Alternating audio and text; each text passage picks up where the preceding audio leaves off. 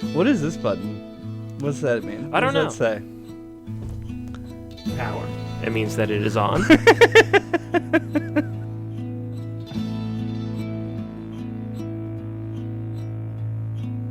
Welcome to No Clip. I'm Chad Ruddermans. And I'm Andy Kinnick. And today, we're going to be talking about Pyre.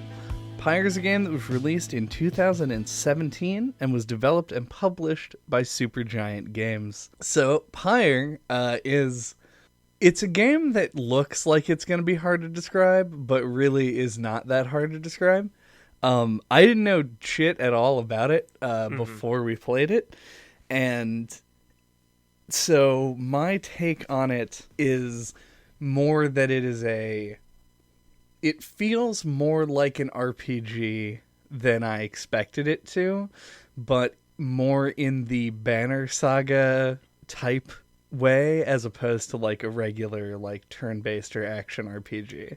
Yeah, I've seen this described as an RPG, and I kind of disagree with that. Because I think it feels like it has more in common with just like all modern games now that have like a skill tree and let you level up, more so than it actually feels like an RPG.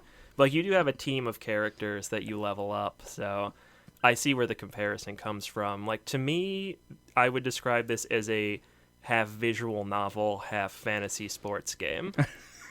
Like the fact, like the leveling up system doesn't really factor into it as much as far as I see it. Yeah, the in most RPGs, the stats that you level up tend to affect things such as like damage, and damage as it is used in this game as glory, like the amount that you deal to your opponent's pyre is one, very seldom changing, and two is how do I describe this? Is like not affected by a lot of things, and also isn't as relevant as damaging attacks in a game normally are. Yeah, the stuff you get through like level up feel more like power-ups almost, and like it feels like you could easily take all that stuff out and just play it without just the vanilla like skill sets, and it would function just fine. Like all the stuff you get just feels like additive. Yeah. And I agree with that for the most part.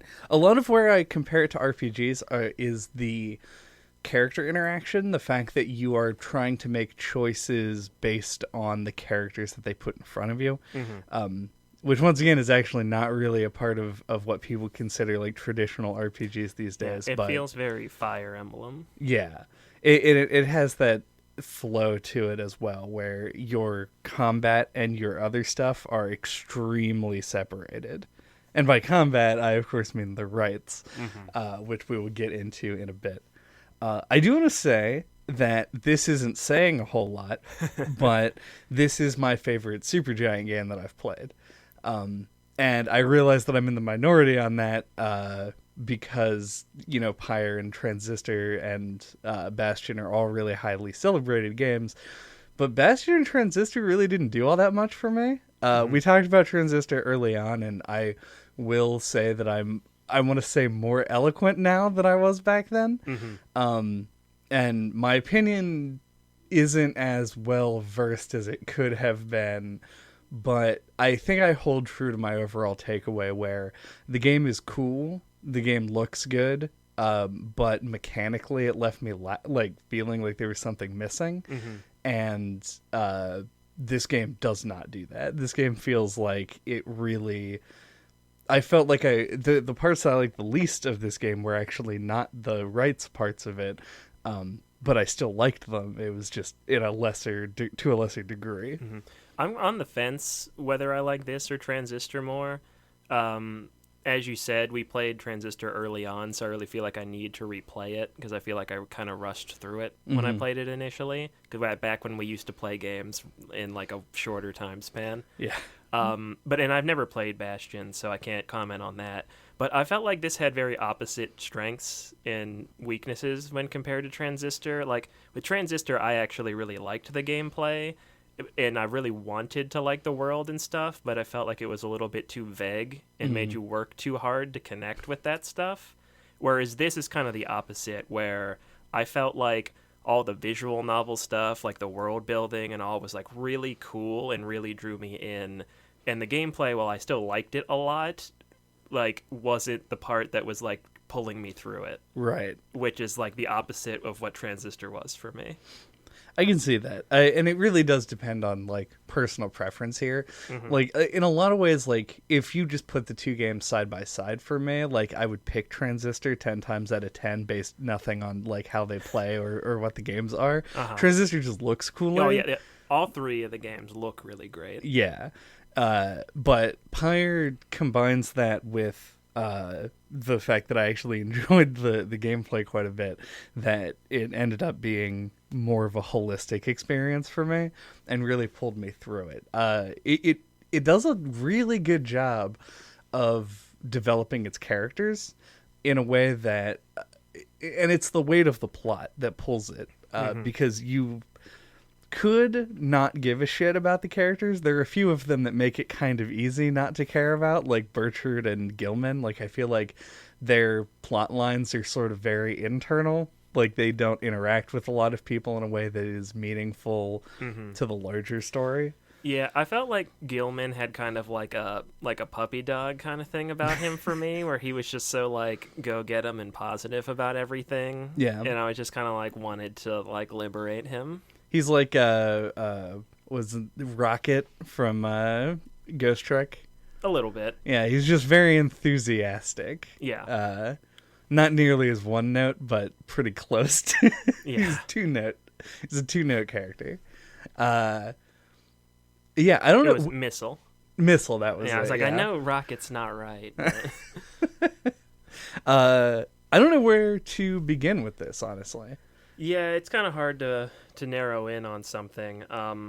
Like, I guess just start with something at the top of my notes. The visual novel element was something that I was completely unaware of. Any talk I had heard of this game was all about the fantasy sports side of it. And I was just really pleasantly surprised, like, what the game world was like the world map was super cool, and like all the presentation and other elements that were not the Rites was a complete surprise to me, and I just really liked what was there. It was really unexpected and like different from Transistor. Yeah, I didn't know what to expect. No, that's totally fair. I didn't know that this game was like this either. I will say that similarly to why I will never be able to get into a Banner Saga game, I grew pretty tired of it. Oh yeah, yeah. Like as the game, the game I think understands this as well, that like you can make a coin flip choice between two things so many times before it no longer you start to see it as a coin flip, and will just start clicking on whatever you want to. Without giving it too much thought, and it picks up the pace of things near the end. And by near the end, I mean at like the halfway point. But I was enjoying it for the intro, like the beginning chapter, like the part before the very first Liberation Rite. There's a ton of dialogue. There's a ton of character introduction. The rites move a little bit slower. They're easier to play, and your choices feel like they mean more. And I was digging it. I was super into it. But then after the first Liberation Rite, and then like especially a couple in, it became sort of tedious. I felt like there was a lot of talking in between a lot of pages of that book, and I was diligently reading them for so long. Like, it wasn't until the last like 4 hours of this game that I just stopped reading the text as it came across. I think I read the first time and then never ever read any of the pages ever again. The book, I want to shout out the book, not to like shade you for not reading, because it's a lot of text. Oh yeah. But I do want to shout out the book right now, because I don't necessarily know that it's going to come up very much afterward, because they do a good job of writing the different authors with different voices. And it's neat. It's a cool thing that is included for people who want more of it. And I was into it for a little while, and then when I started to not be as into it, I stopped reading it. So yeah. And it's not necessary, so like it's good. Wolfred kind of like makes you feel bad about not reading it, because he'll ask you questions, be like, "What do you think about this?" And you're like, "I didn't read it." Yeah, that never made me feel bad because I never liked Sandalwood as a character at all. Good. But I felt like they never did anything with him. But we'll get into characters later, I imagine. Yeah. But no, like we've talked about this on the cast before, but it's really hard to add, I think, like a codex or like RPGs have like quest logs with all a bunch of text and things in them. It's really hard to implement that in a way that's going to interest the player, because in order to stop and read it, you have to stop playing the game and sit there and read. Like they're just not very connected. Right. So it's there for like very specific kinds of people. But Sandalwood didn't make me feel guilty for not reading it. But like the game, like I think it does a really good job with world building. Like it's paced out in such a way, and it doesn't just dump a bunch of stuff on you. It like organically makes you curious. So it made me want to read the book, but I also wanted to be playing the game. So I ended up not reading it, but feeling like I wished that I would have. Yeah. I mean, and the moment-to-moment plot, like, because the biggest element of this game's story is Wolfred Sandalwood and his plan. Like, you perform the rites to get to the liberation rites, and then they give you a reason for that by making the goal to be to liberate enough people to accomplish this, like, rebellion. And that is like the moment to moment, and it's very present day, and they separate the book pages into its lore, its background. Like it's the story of the sages and the titans and all these things that you hear oblique references to or sometimes fight under the corpses of. And it's cool, and it's nice that it's there, but it's not necessary, and that is a good way of doing it, even if the overall goal is something that's like almost impossible to appeal to everybody. Yeah, and I really like that it's left up to like it's a mystery. Like you get a little bit of context from the actual plot about like what all these like giant titan corpses are. And then the book reinforces that by showing you, like, here, there's information about it. And so even if I don't sit and read it, like, it gives it more of, like, a realistic presence in the world. Like, you know that it has a history. Yeah. You know, so it fleshes it out, I think, and makes it feel more, like, realized, even if you don't engage with the lore. Right. Yeah, and I don't know. I like it. That was my shout out, I think, was for the book. Yeah. I think the only other thing that I want to shout out that I don't think is going to get a lot of press is the voice. The voice actor for the voice is so fucking good, and has also made me name the main character Rita, because when he says reader, it kind of sounds like Rita, and I chose to play as a female character. So my character was Rita the Reader. Did you have played Bastion? Yeah. Is it the same narrator from that game? Because I know people like talked about the narrator in Bastion a lot, and I know they like to reuse voice talent. Yeah.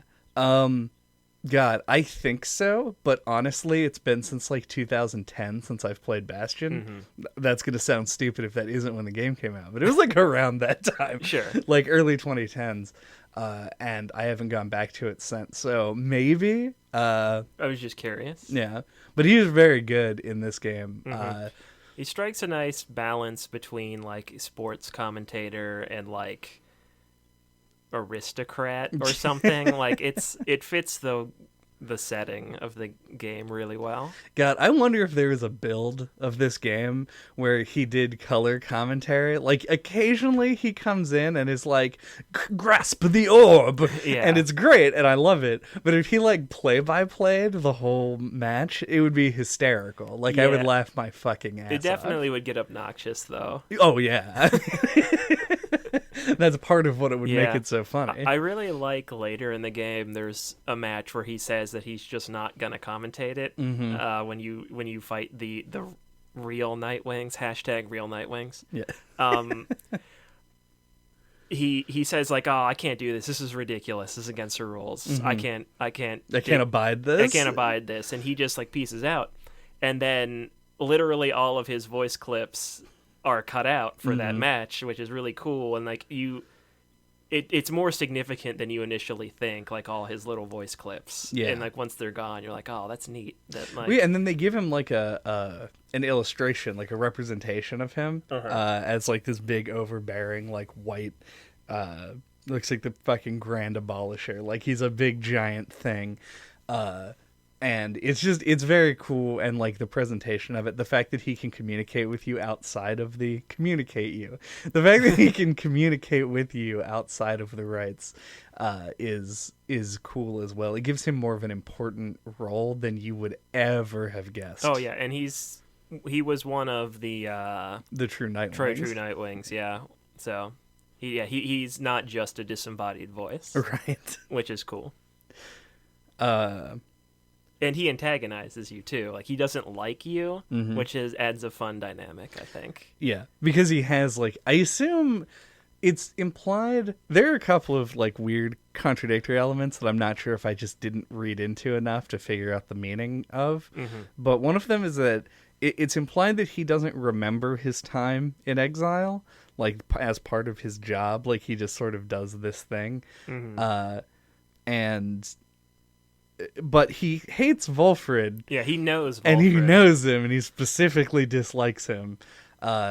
I wish that there's a sequence where he comes and speaks to you in a dream and says that there's a traitor among the Nightwings. And my initial thought was he meant a traitor to the purpose of the Nightwings, as opposed to a traitor to the Commonwealth. And the fact that that is what it actually was, like he was just talking about Volfred, there is a part of me that wanted there to be like a bad choice you could make in this. No, yeah, I agree. It makes it seem like there's a party in on your team, like who's going to try and sabotage you or something, and that's not the case. Right. So yeah, I agree. That's misleading. I don't know if intentionally, because it's confusing the way that that's executed. So yeah, I had similar friction with that. We were talking a little bit about the plot of the game, and like we said we'd come back to characters, but let's just do that. The way that the characters sort of like interact and form friendships, I think the game is a little bit too happy, like as far as like character interactions go. There are a couple of characters who bring tension, and I appreciate them a lot, like Pamitha and her sister, and then everyone else versus Pamitha as well. It is, I think, great. Like, I think that her character adds a ton to the interpersonal stuff. I agree. And I wish that my initial thought when Faye, or the Stowaway, or whatever you call her, the moon-touched, whatever, I thought she was going to be more of a wild card that would, like, you know, like you'd have to like watch after her, or she might do some crazy shit, right? Kind of a thing. But that doesn't really happen. Like it does feel like they could have done more with that stuff. And like Ruki also seemed like the kind of character that would have gotten up to something when, you know, like behind your back, and then you'd have to like get him out of it, or things like that. Yeah. It just seems like there aren't a lot of, and I mean, I guess I kind of understand it, because the game, with the exception of two slightly misguided mini-game segments, feel like it feels like there's not a lot of like danger that you can interact with. Like they imply danger, and people like get sick, and you have to keep moving and all this stuff, but nothing really ever happens. So it doesn't behoove the game to try and insert like weird situations where people could get like actually endangered, I guess. But I don't know, I feel like there just could have been more conflict within the team. Yeah, no, I agree. There's plenty of scenarios like where, like you said, those coin flips about like where to go, like whoever you don't pick could like get pissed off about it and argue with the other people, which happens a little bit Mm-hmm. early on where like someone will get like minus stats because you didn't pick their thing and something went wrong and et cetera, et cetera. Yeah. But there's a very far and few between. And there's like one where I like cursed a guy. Like there was like a specter on the road, and it was like, if you accept its offer, it will like injure the opposing team's leader, and then his stats will go down. And I was like, hell yeah! Hopefully later it comes back and like fucks with me as like a karmic retribution thing. But it never does. Like it just happens and is good for you. Like that doesn't feel like something that should be positive. Right. It's yeah, I think it's about how like the game is structured. You don't get a lot of like all the time. Like you have most of the time is dedicated to the rites, or the time in between where like you can go into the wagon and talk to people, and like the time on the road is very like shallow, and I feel like that's the kind of stuff that could have gotten fleshed out. Yeah. Like more downtime with the characters in like different scenarios and things. And like they even could have introduced more time spent with characters that aren't on your team, which I think would have enhanced the game a lot. I needed more Falcon Ron content. Yeah. More Barker. Yeah, Barker in your life. Dude, Barker was great. But and really like that's where I draw the line as far as like negative narrative stuff that I have, because immediately I wanted to be like, but the character interaction parts are actually really deep. Like there's a lot of depth there. What like depending on who you keep around and like who plays with who and who does all this other stuff, like you get these little dialogue things, and it really feels like they're progressing individual stories.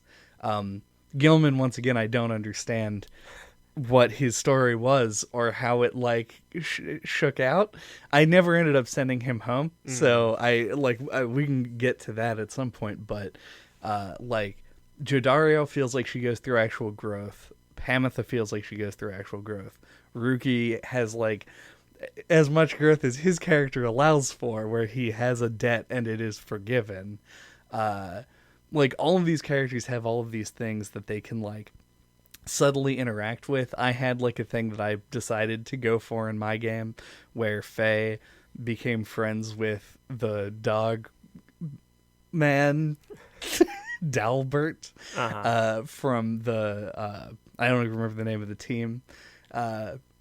And like they have this interaction, and so in the next Liberation Rite, I like chose to forfeit it to let him go free. And then in the ending that I got, because I also let Faye out, they like get together on the other side, and like he starts like he goes along with Volfred's plan when like the revolutionaries like show themselves. So like there's a lot. I'm very curious as to like what some of the things you can like put together. Like if you free Igneous, do he and Jodariel like become a couple? Like does freeing the manly tree man become like a fucking catastrophe for the revolution? Like manly Tinder stuff? Yeah, manly Tinder stuff. Cousin of Guybrush Threepwood?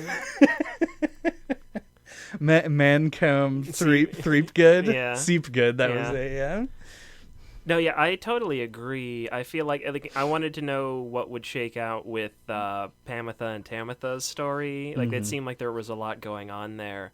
But, so I want to praise that. It feels like there's meaningful choices, and I was always curious. Like, it makes me want to replay it.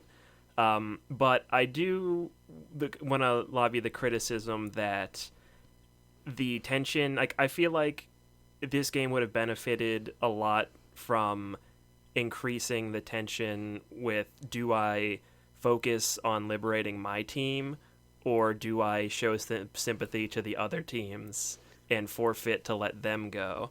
Because to me it was always a non-choice where, as I was implying, you don't spend like any time with the characters from the other teams. So it was always just like, well, I'm kind of curious what would happen if I let Tamitha go because Pamitha feels guilty that her sister's here because of her. but Tamitha's only ever been a bitch to me, so I'm not gonna throw the match to liberate her, and like, so I never felt like there was a reason to care about the other characters outside of the poor dog and his adopted son that you feel bad for because they are sad, poor people. Well, I mean, there's them. I think Igneous is a sympathetic character as well. Yeah, I didn't interact a whole lot with him. Me neither. Yeah, but he and Jodariel do have like a moment. There's a point where they like go for a drink together in the fucking Underdark or the downside. Yeah.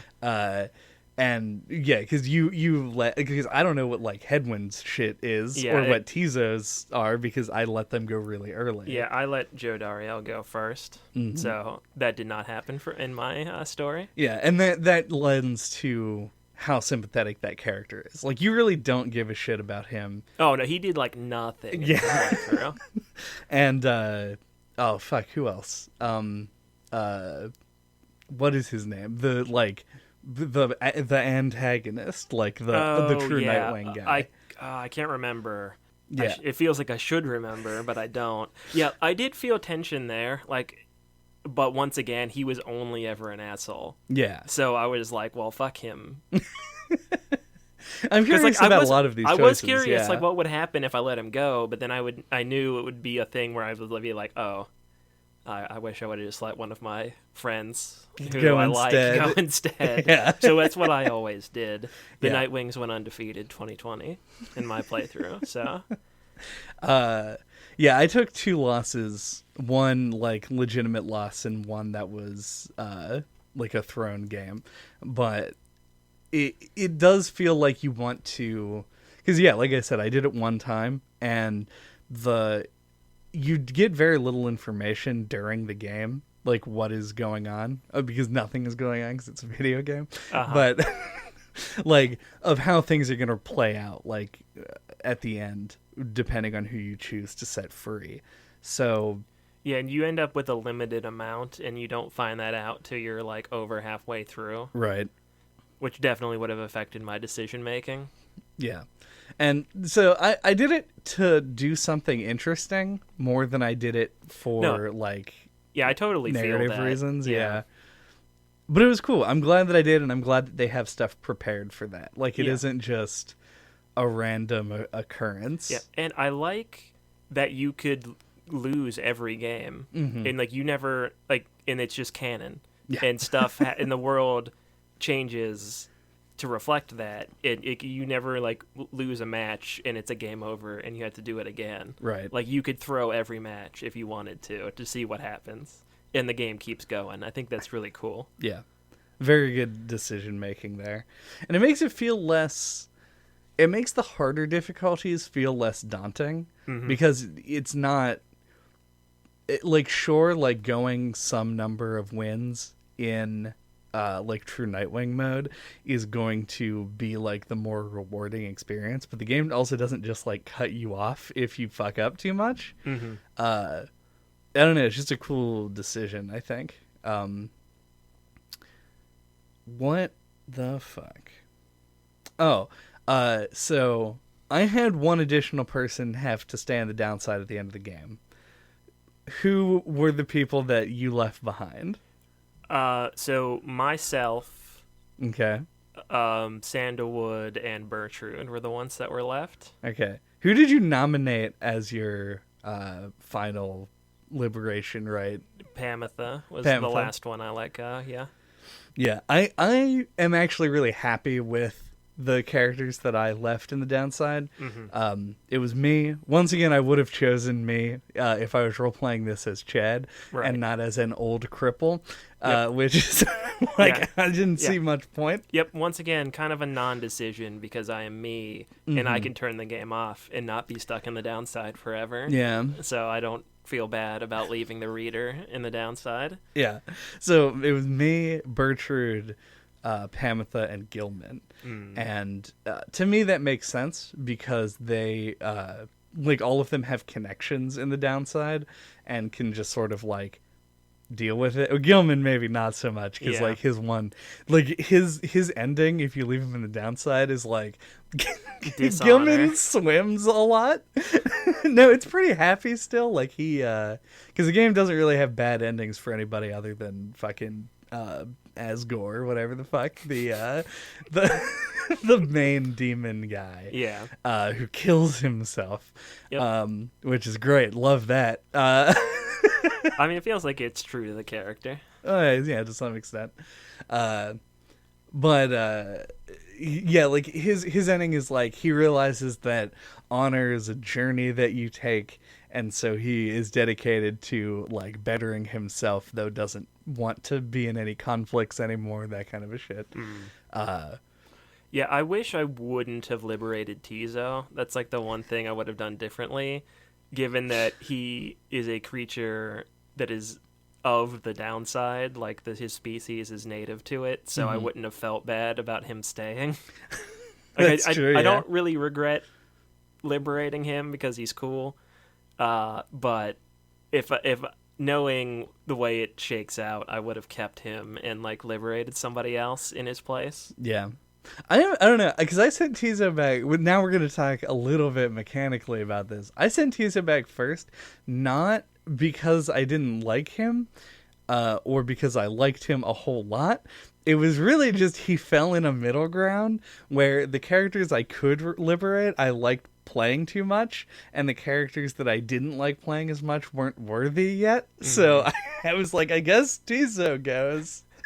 And so I just shooed him off to the to the other side. Yeah, that's how it worked for me too. Like he was like maybe the second or third one that I liberated for the exact same reason.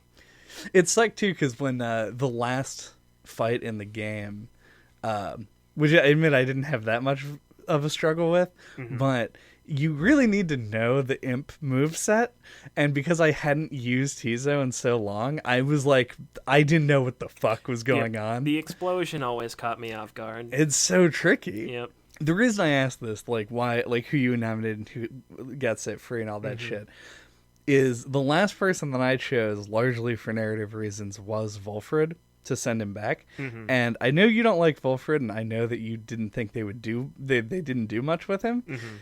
I agree with that, but I was like so hoping the whole time that I was just wrong and that setting him free would be like the worst decision. Like I was hoping that him going back and then his revolution happening would somehow make things worse. Like he becomes like power hungry or something. Yeah. And it didn't do that. Like he created basically like a weird political paradise. Yeah.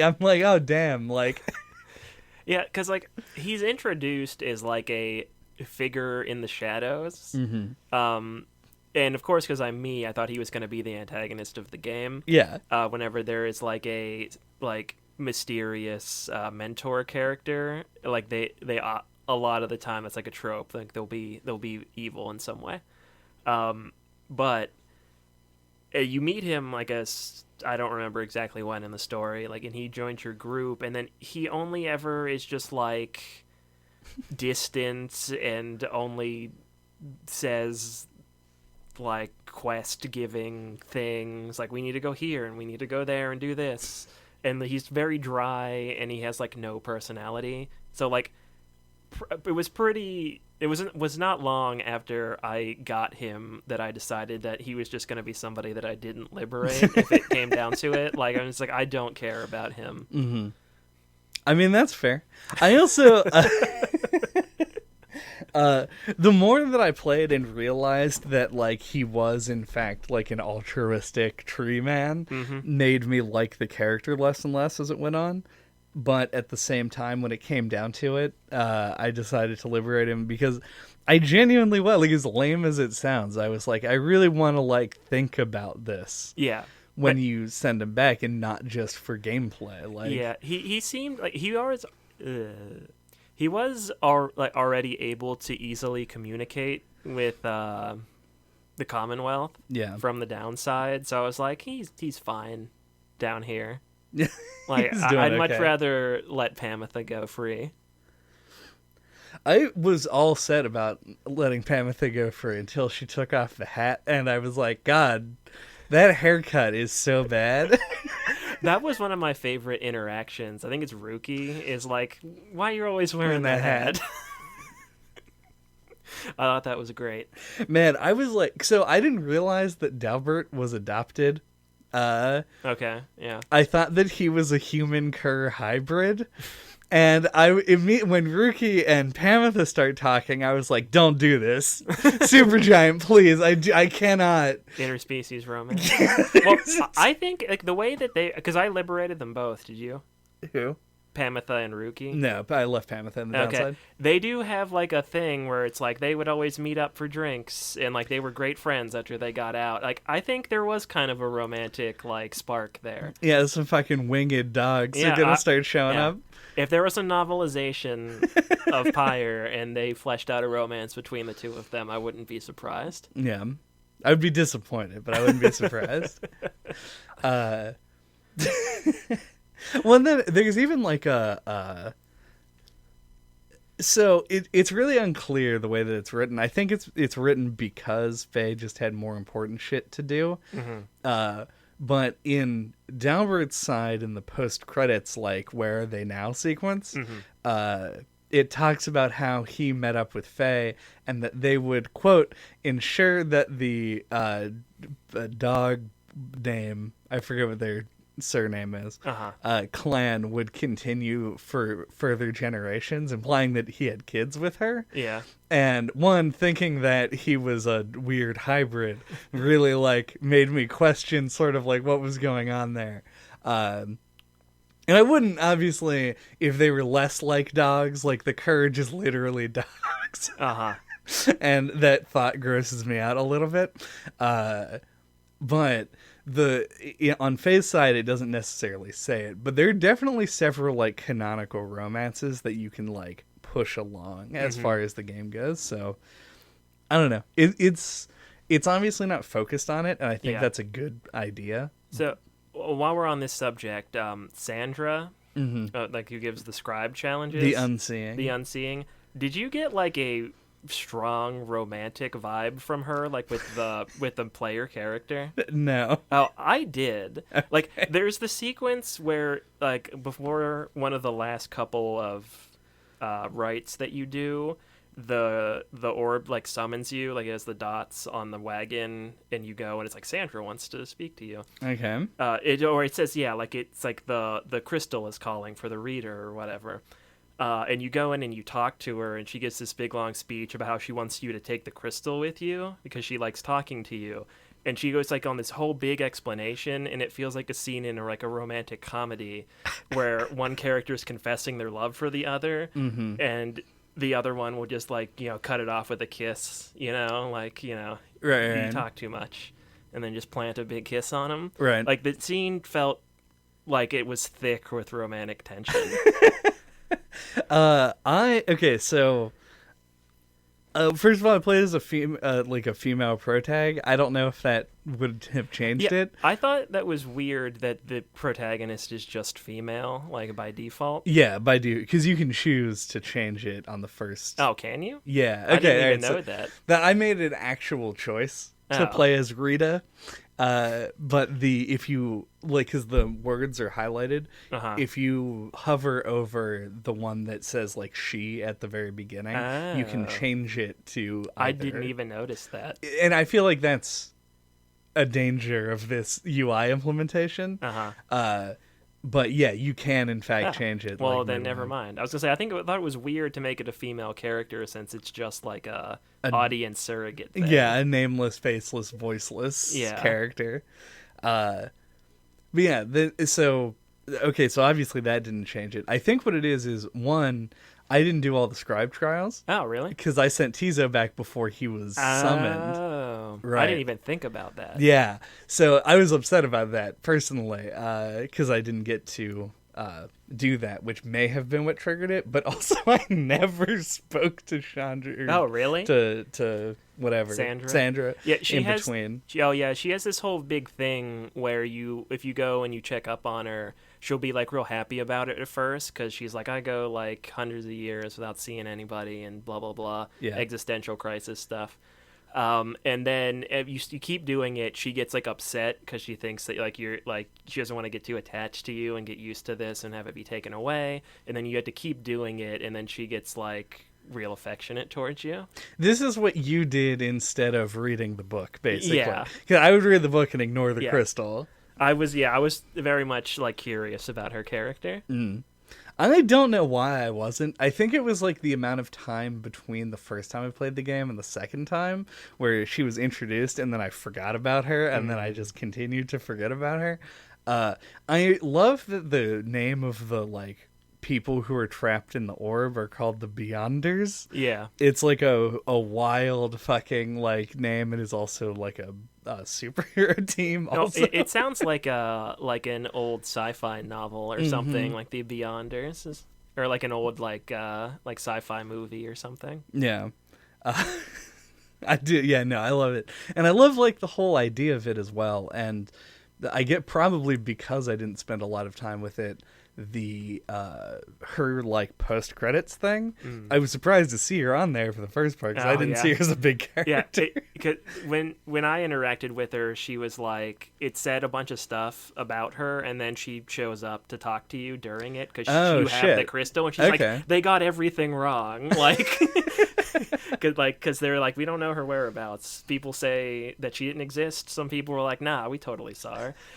And then she's just like, everything was wrong about what they said about us, et cetera, et cetera. That's wild. Yeah, I didn't get that at all because I was so focused on not talking to her. It's hopeful in the regular one because like Bertrude talks about how like after 800 years of being trapped in the crystal, the enchantment would have worn off and they probably went free. Yeah, Sandra says that probably happens to most people, but she's been in there so long that she thinks that it won't affect her through some kind of in-game mumbo jumbo. Yeah. So yeah, that's why she asked you to take her with you. Okay. Well, so not as hopeful. No, basically she's stuck in that wagon forever. for the rest of her life. Yeah. Cool. Yep. So you doomed her to a Black Mirror existence. Well, I don't feel too bad about it, I guess. We getting close to break time? I was thinking I was going to ask you if you wanted to take a break. I wasn't sure. Sure. All right. Do you want to take a break? Yes, no, say nothing? Yes. All right. Yes, yes. Yes. Hover over the yes button. To get more context. Yeah. A word used to express confirmation. Yes, I will do that.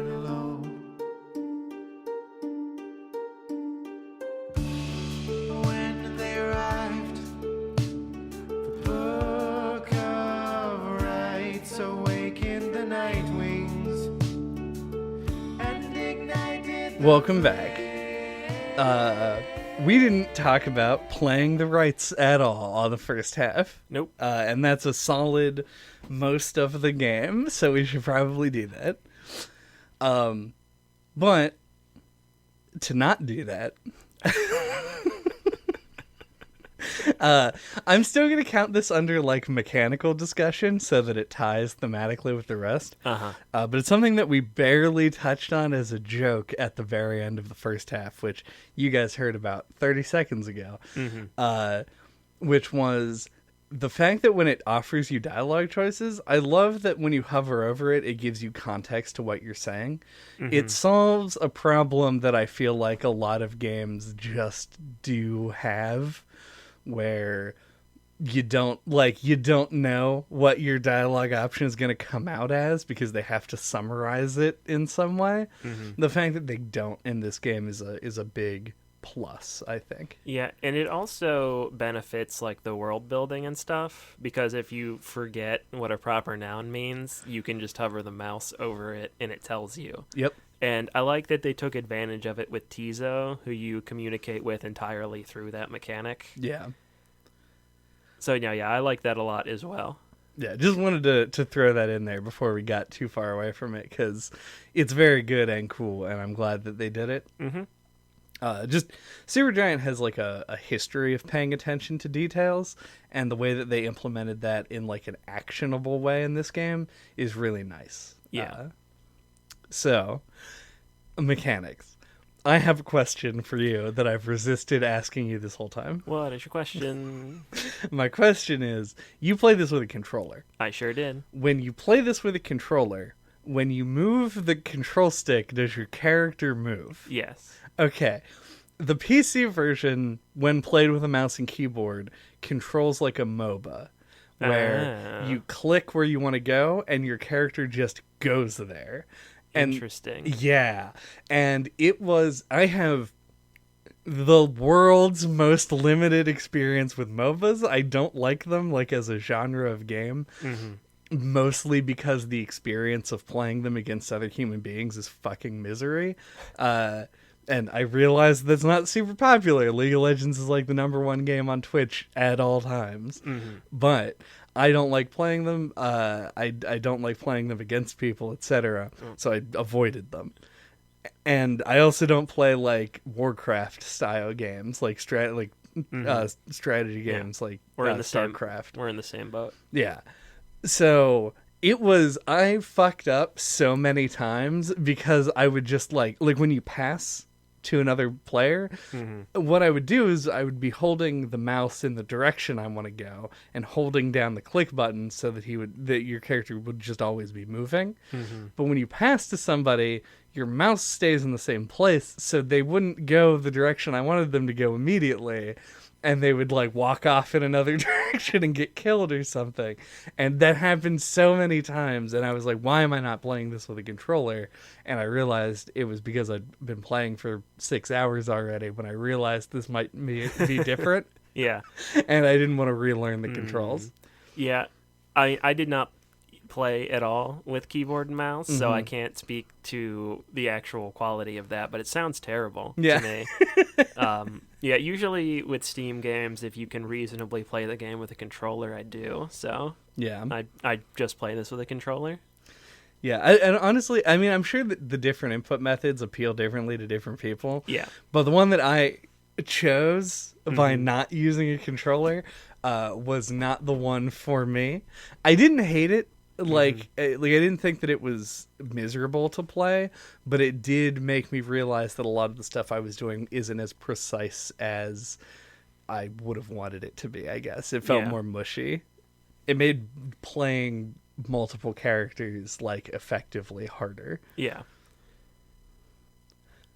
But that's the controls. The controls on PC are fucking weird, just so that you're aware. Yeah, that kind of surprises me because I played Transistor with mouse and keyboard, and I know you played it with a controller. Yep. And I felt the opposite about that game, where it seemed like it would have been asked to control it with a controller. So I can kind of see that also. But Transistor has like the Hotline Miami problem, where you're trying to aim with the controller in like a radial way. And I say like that's so much better with a mouse. Yeah. Whereas this one is like base character movement, which feels better with a stick 9 times out of 10, unless you're playing it a first-person game. Yeah. But yeah, so that was my thing. The controls are weird on the PC. Like, so normally when you are playing a character, like a 3D character moving game, you would use WASD for movement. The only of those keys that is used is W, which is your jump button. Space passes, shift is your dash, T is the salute, and then right click is your aura. Okay. Yeah.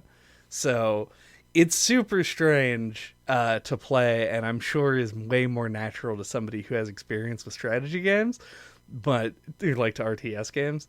But for me, it is very foreign, and I kept screwing it up. Yeah, that's so weird to me that you can't like just move around. Yeah, given that you can do that if you use a controller, like that's a really weird decision. Yeah, like stopping was not a thing my characters could do. That's so I had weird. to move the mouse to the other side of them and click again to get them not to move. That's so weird. Yeah.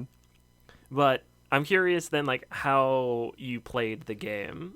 Because I know the way that I played had to have been, like, super fucking weird and not at all what, like, the developers intended. Okay. So, like, I'm curious what, like, your flow with this game was like. Right. So I know for a fact that your character preferences were different than mine. Mm-hmm. I really liked the tanky characters. Like my favorite characters to play were Bertrude, Volfred, and Jodariel. Mm-hmm. And they have big auras, like there's a lot of room to sort of move around. Volfred, I think, is fascinating.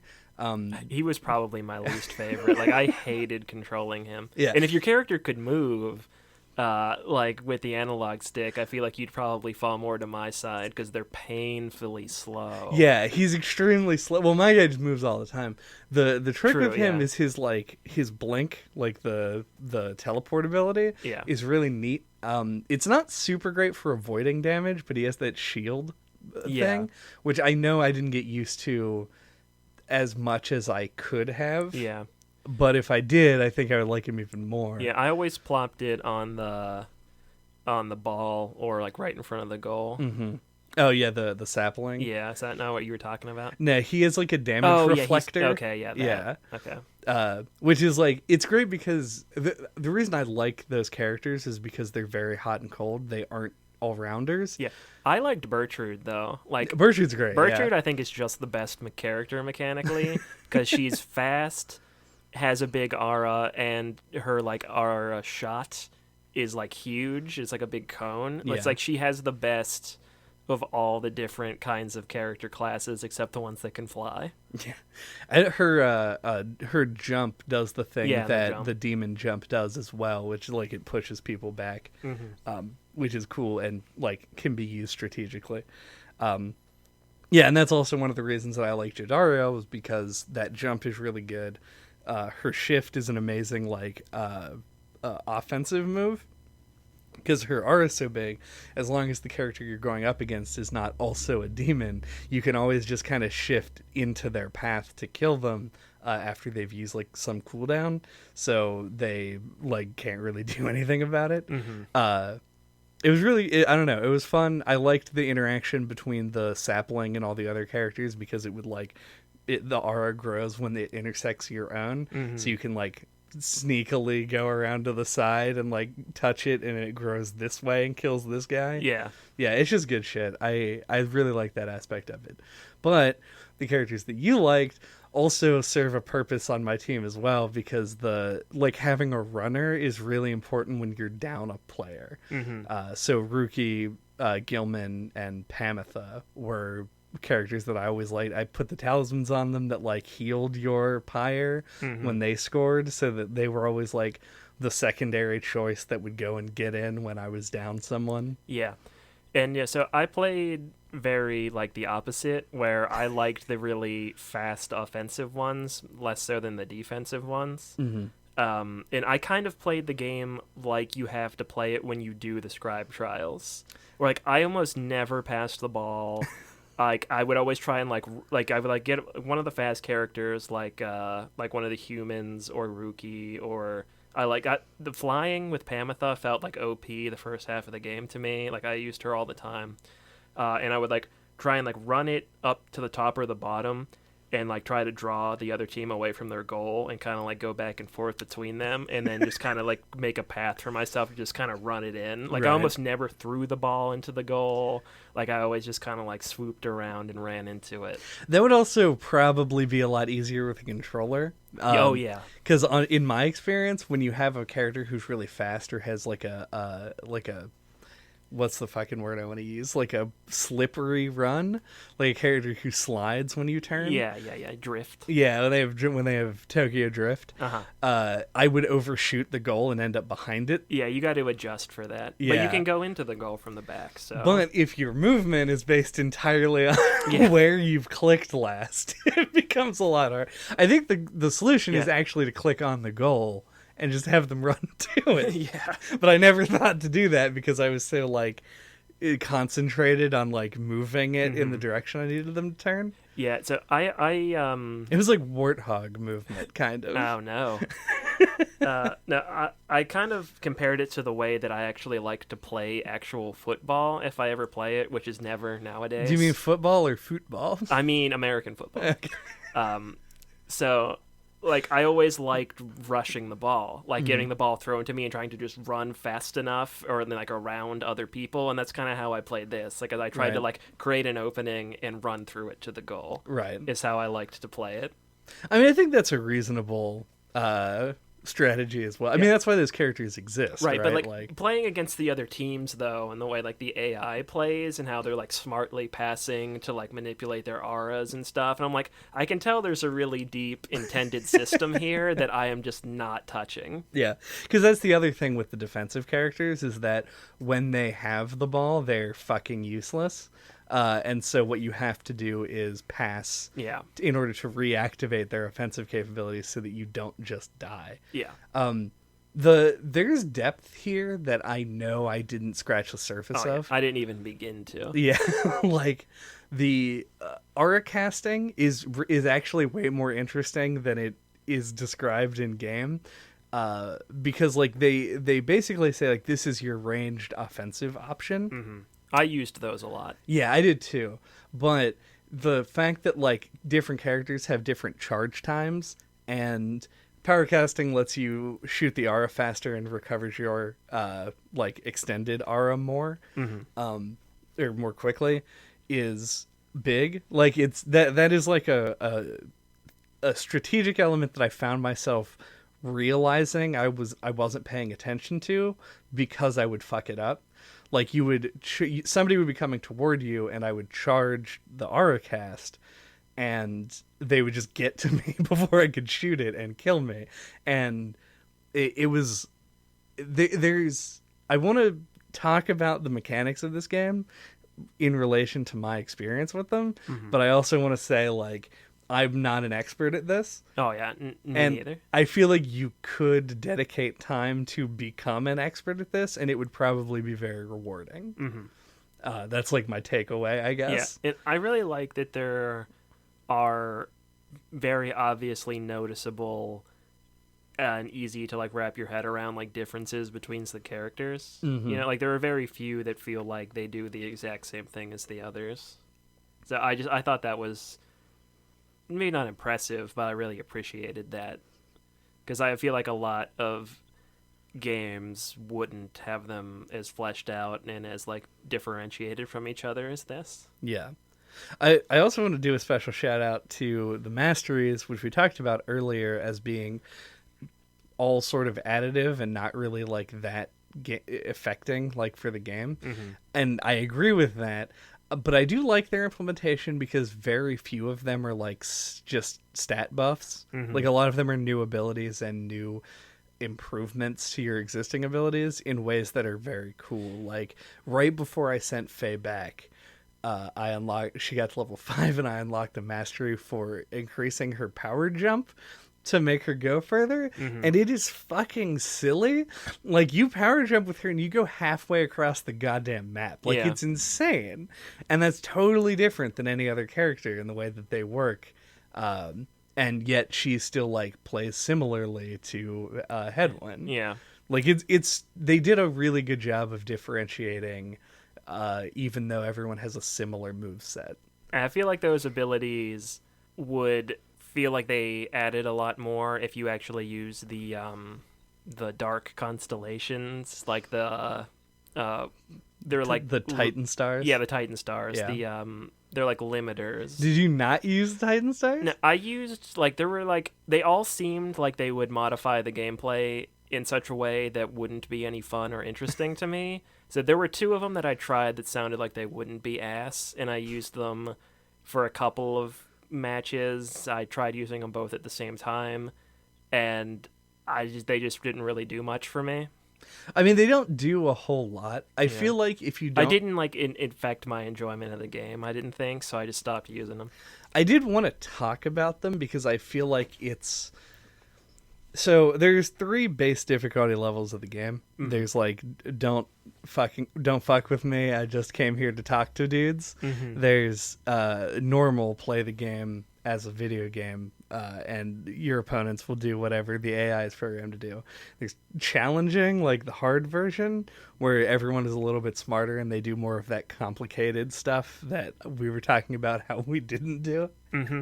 And then there's True Nightwing, and I love the way that they handled True Nightwing mode, because one of them, like one of the things that they do with it, keep in mind I didn't play on this day, I just unlocked the difficulty when I beat the game, so I don't know how the actual experience is, but they force you to take Titan Stars, like some of them, like specific ones, which I feel like the Titan Stars are a weird middle ground for difficulty, where you basically have the option to change your difficulty without changing the actual difficulty setting, which you can also change, which is super strange. Yeah.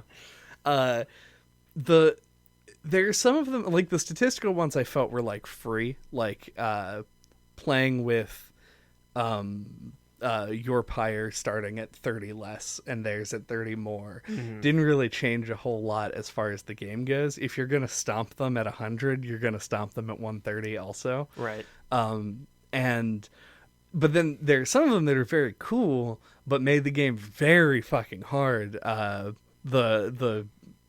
Ilrash or whatever, the one that the bog people worship, just seems to increase the difficulty level by one stage. Like every time that I would turn that on, like the opponent just did more shit. Like they would pass and run around, and I'd be like, I don't know what's happening. And then there's one that like whenever you banish all three of them, they just instantly come back instead of having to wait. Mm-hmm. And that changes your play completely. Like it's a totally different game experience. So I actually really liked some of them.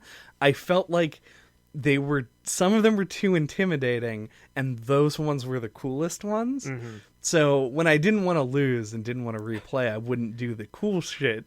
But when I wanted to do the cool shit, I felt like I was getting more out of it. Mm-hmm. So yeah, they pretty much all felt too intimidating to me, but I don't know.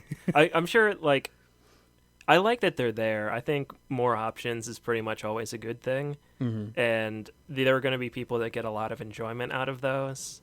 And there were a couple that I did like, so. But I just didn't. It wasn't really something I was looking for. Was the next to last right of the game for you also just like a nothing? Like the team didn't show up?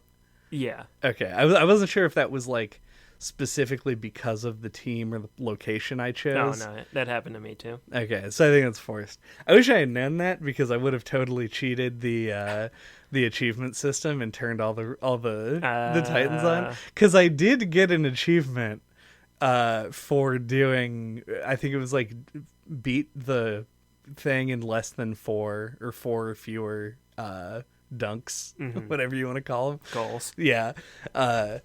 And I was like, oh shit, this counts? Like I should reload the checkpoint and turn all the Titan Stars on.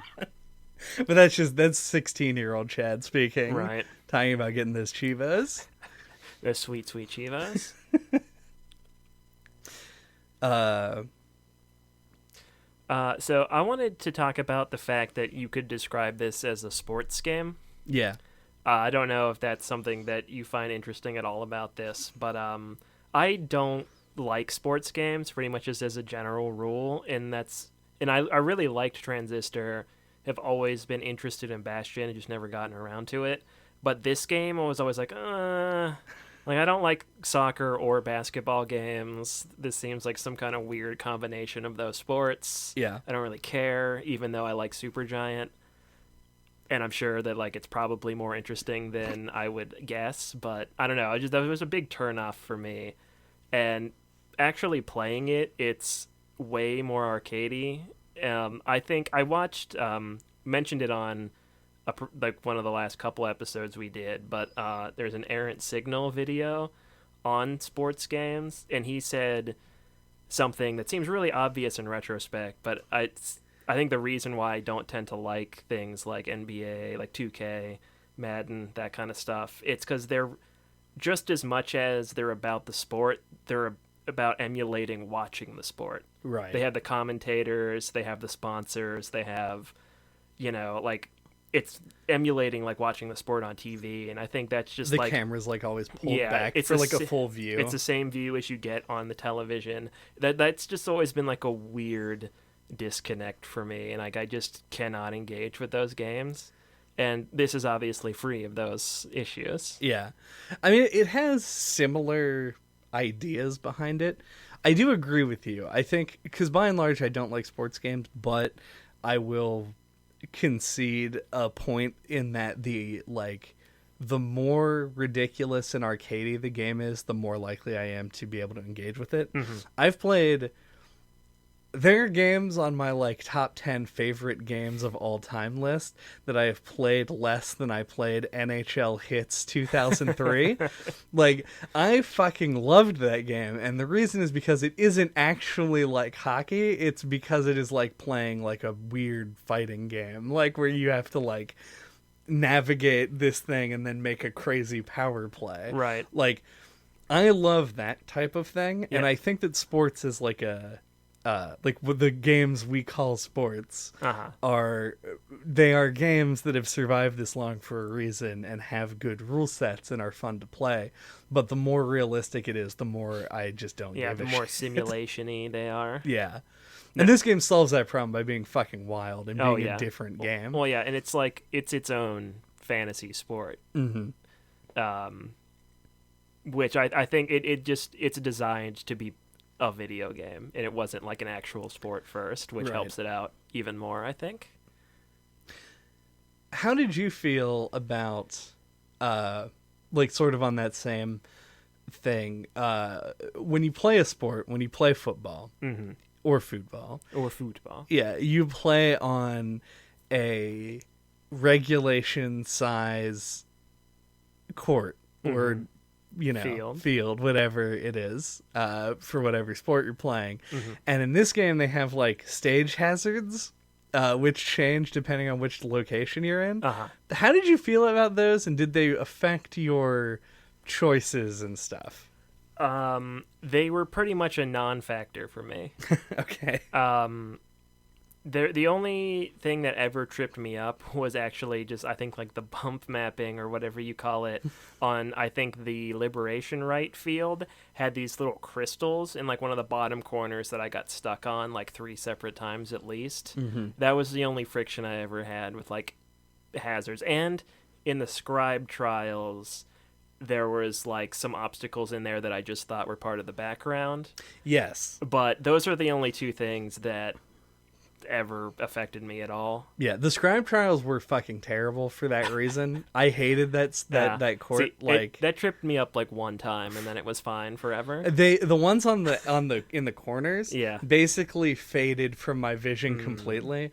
It's especially notable on like Gilman and Rookie for me, were and they ended up being 2 of the hardest ones for me because I couldn't not get stuck on shit. It was, I don't know. It wasn't so terrible, but that's the one that I point as a standout bad example for me. But at least that's the scribe trials and not a actual regular court. Yeah, which you can retry as many times as you want. The ones, the regular courts, I think are all very cool. The one I wanted to call out, and almost the whole reason that I brought it up, was the one with the candles. I fucking love. Candles. Yeah, so they're little pucks with a flame on them that I viewed as tea lights, but I don't know if other people would. That you can run into and they will slide around. God, that was cool. The fact that you could basically shove cover in front of people or block somebody off by running with it. It was just a neat little mechanic, and because they block your yours and others auras, and just general, they just act as regular other terrain, but they were mobile and it was cool. The imp one that you had less control over, the imp was ones. fucking crazy. Yeah, I don't know. That stuff was never really a factor for me. I mean, I guess that's fair.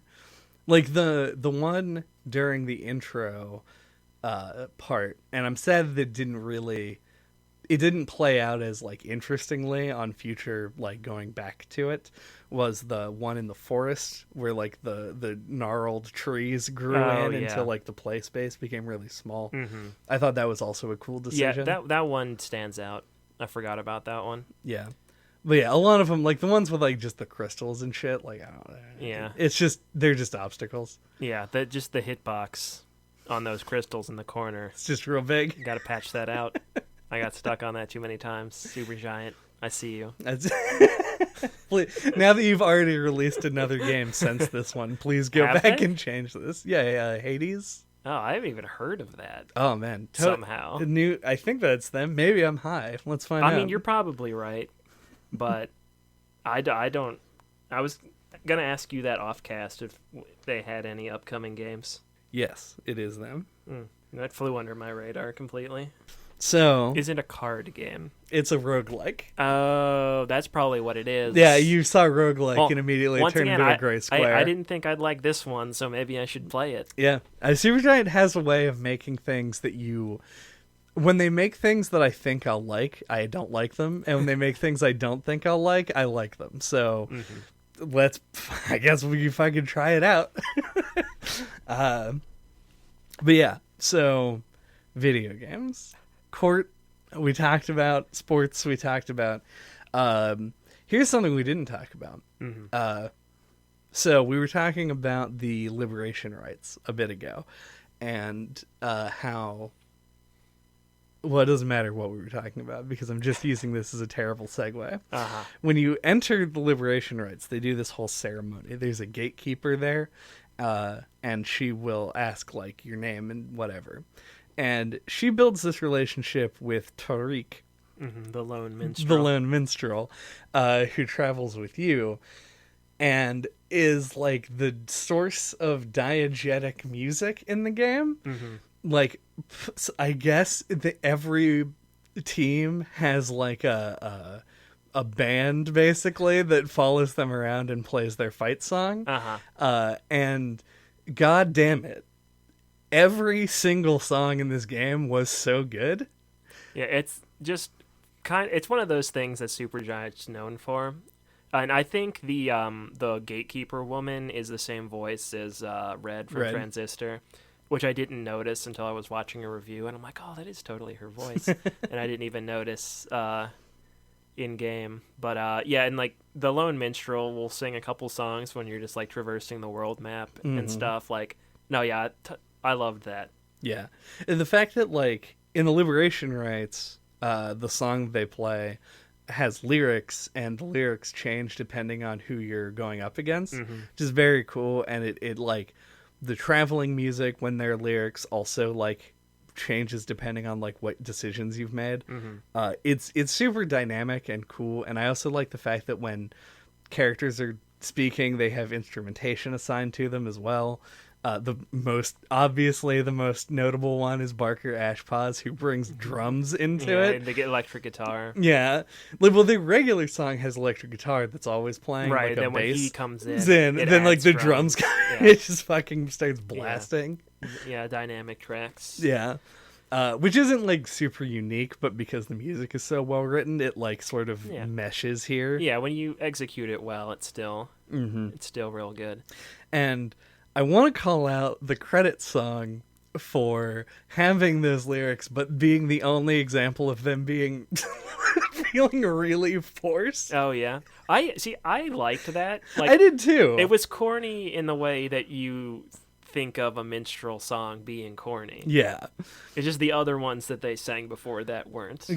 Yeah, you're like, oh, these are cool. Yeah, they sing about your team of adventurers, and I don't know. It just I lack the vocabulary to describe it, but it just feels very like classic minstrel song. Yeah. Me.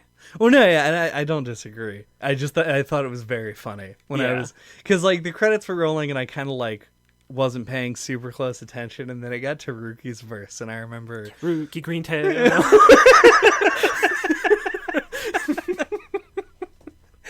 like lines felt like they were 50 syllables too long. Like it was. Yeah, it almost kind of feels like this is a thing that church hymns will do, It's like they'll have a bunch of verses for whatever reason, and some of them feel like they're just like free form where they just like throw in way too many words. I'm sure there's a name for that, but yeah, they do that in this. Like however much they have to sing about that character, they jam it all in there. Put it all in those 4 bars. It's yeah. But no, I really enjoyed it. I'm gonna have a hell of a time like choosing music for this episode for that reason, because just so many of them are great. How do you think this game looks? I love the look of this. Also, a thing that Supergiant is known for is really great visuals, but I really liked the character design. I was kind of surprised they didn't have more poses and they were just one drawing illustration to represent them, but character designs were great. The world map, I've mentioned it already, but it looks like a 60s album cover. Like it's so cool in the way it like transitions through all the different like locations, like and with all the like, each one has the Titan in it, and it's hard to describe. Just look up a picture of it if you haven't seen it. Like you'll know what I'm talking about. It's great, and it's really cool to like move through it in the little wagon. And we've already brought up the Banner Saga, weirdly enough, but it reminds me of that. How like your characters will like move across a map, and it's like abstracted like that. You have little stops. It's almost like you can trace it back to like Oregon Trail or something. But I don't know. That was just really cool for me, and like the visuals are really what sold that. The animation also on the wagon and stuff, and in game, like in game it feels like it's a lot more precise so as to like not abstract and like obscure the way the gameplay works, but outside of it like everything's kind of like the wagon feels old and rickety, and like it's about to fall apart. And like I like being able to bump into the other wagons on the world map. The world map for me, it reminds me of, I had this when I was a kid. I had this like J.R.R. Tolkien illustrated encyclopedia, and if you open the front cover, like there's a spread across it that is like a map of Middle Earth. That's the one. And it feels like that. It feels like it's like when you look at the map holistically, like it has these little markers to indicate all of the landmarks and stuff. It feels like a topographical map of the area. It's just very fantasy in the way that I imagine like pulp fantasy is. It's just really well designed. And it's just like the complexity at which it's illustrated without being overwhelming. Like, it's really impressive in a way I don't think I can describe to you unless you are an artist already. Like, it's just, it would be so hard to draw an illustration that dense and have it read as well as this one does. And it's just really impressive. Yeah. I completely agree with you on these things that don't require you to be an artist to understand. And honestly, I don't have a whole lot else to say visually because I agree mostly. I think it's really good. I find a couple...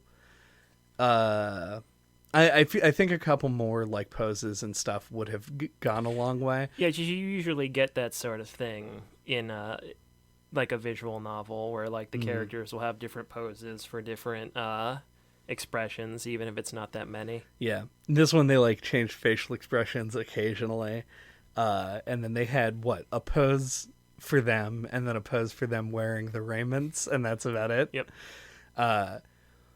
But yeah, the character designs were all very cool. I like the fact that like Wolfred is like full of holes, like he just like parts of him are like rotted out.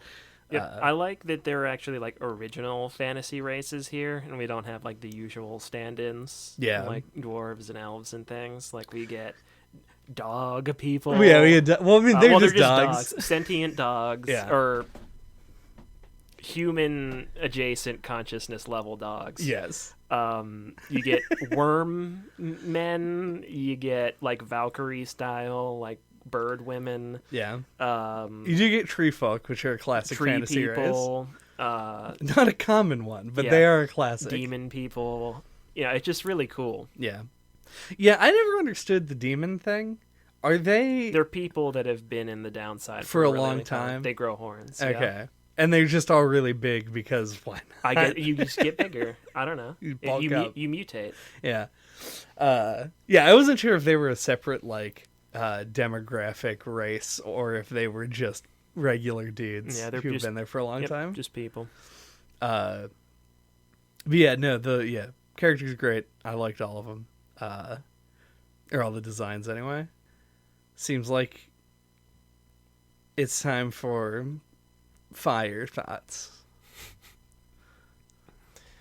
I think I've kind of sprinkled my final thoughts evenly throughout us talking. As I said earlier, I would need to replay Transistor to know kind of like how this compares, but I at least like it as much as that, maybe a little bit more.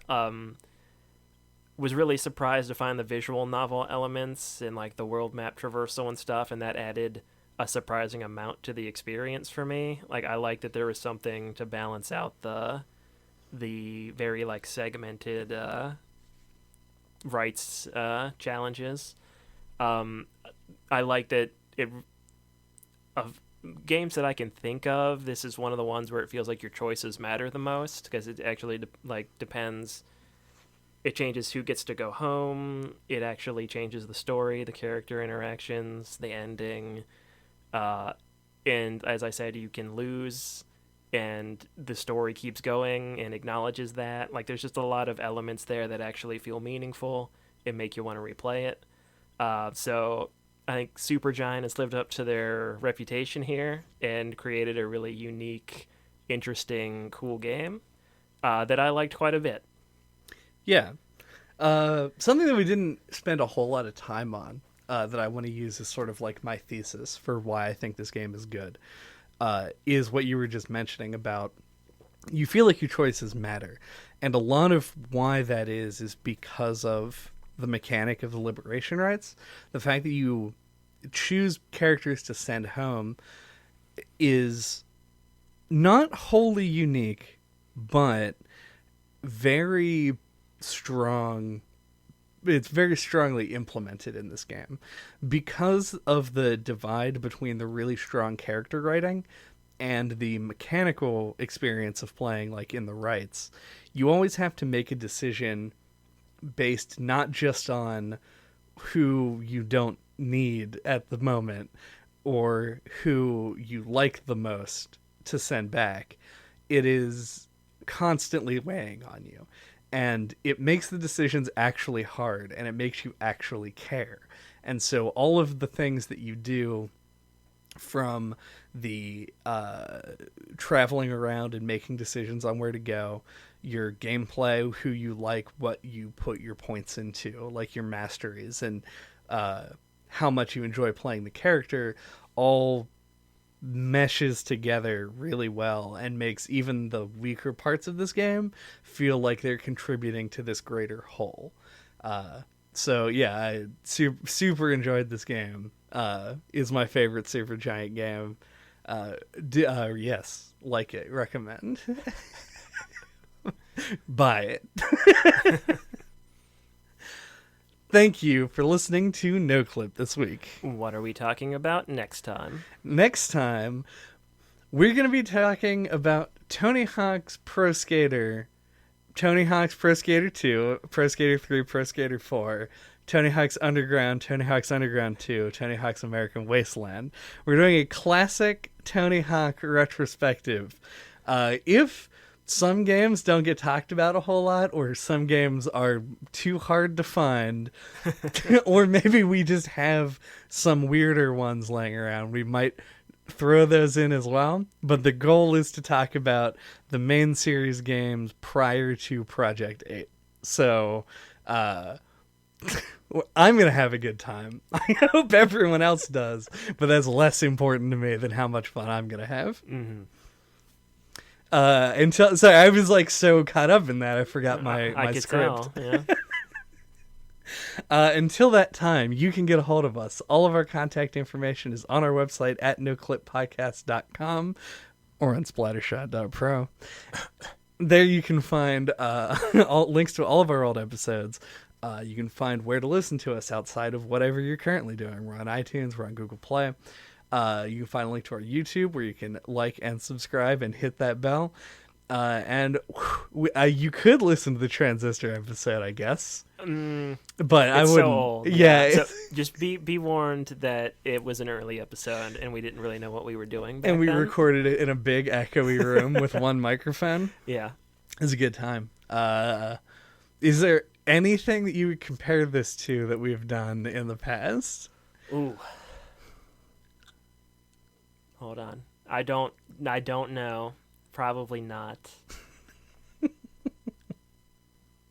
I don't know, something that's visual novel-esque, or that would be the only thing I could really think of. There's nothing that's like this mechanically that we've played. Not really. Maybe like Catherine is like... Catherine? It's visual novel and its mechanics Okay, yeah. meshed together to like that part of it I can kind of see. Okay. It's not mechanically like it, and I hated playing Catherine, but that's...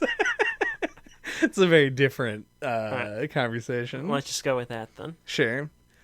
That's probably not the one I'm going to put in the recommended on the phone. Yeah, dear listener, you peruse the catalog and you see what sounds interesting to you. Yeah. This game is a lot like Bugs Bunny. Crazy Castle, yeah.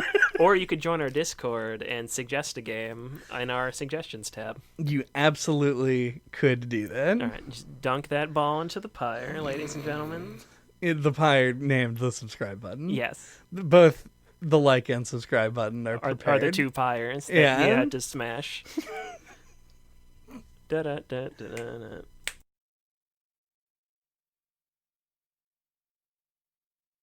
Welcome to No Clip. I'm No Clip, I'm Podcast. and today We're going to be talking about Chips Challenge.